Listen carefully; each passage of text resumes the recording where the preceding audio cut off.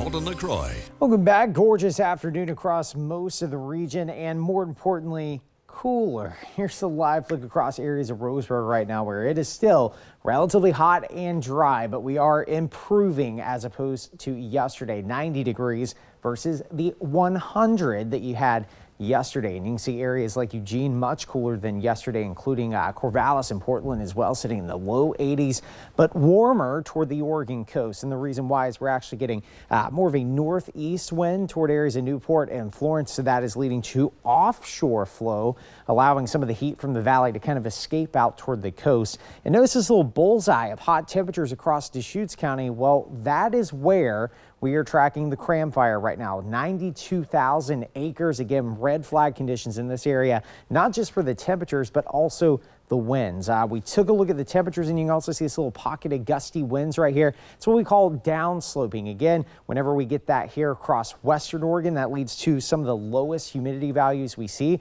Generally speaking, that's an east wind here across the Willamette Valley. But there, whenever they get westerly flow, that actually creates that right there. And there's a little pocket of lower elevation as you kind of make your way into Jefferson County, and that's exactly where that fire is. And that's why that fire is growing. In fact, you can see the plume of smoke right here kind of filling out toward areas of central and eastern Oregon right now. Again, 92,000 acres right there on the Jefferson-Wasco County lines. And again, you can kind of see where that wind flow is coming in, drying things out even more. But offshore, marine layers pushing off, and that's thanks to this high pressure. Remember, we've been tracking it slowly creeping down the west coast, and as it does so, it prompts more of a westerly flow. Westerly means cooler and even some higher humidity across the region, and that was the reason why we had some cooler temperatures this morning, and we're going to see a repeat of that tonight. All right, clear skies inland through about 7 o'clock. There's the smoke from the Cram Fire right there. Marine layer out toward the Oregon coast. Watch as we head into the late night hours of tonight. Marine layer starts to creep in tomorrow morning.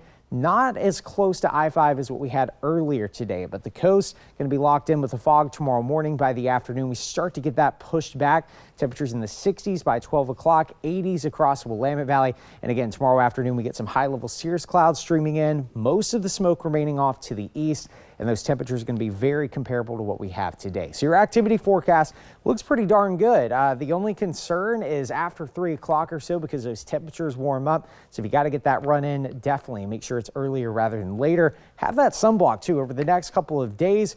Even Sunday, we do see that drop to a level of 7, but still you can burn in about 30 minutes. So make sure you have that sunscreen handy over the coming days. Here's our high pressure system starting to weaken, and notice we start to get some cooler air coming in from the north. That is going to be by Monday and Tuesday, and you're going to see that reflected in your 7-day forecast. Here you go for the Central Coast. 63 on Friday. There's your chance of a morning shower heading into Monday.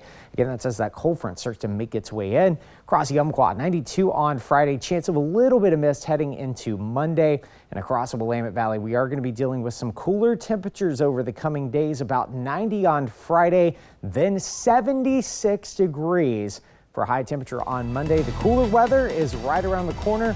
Just 2 more days.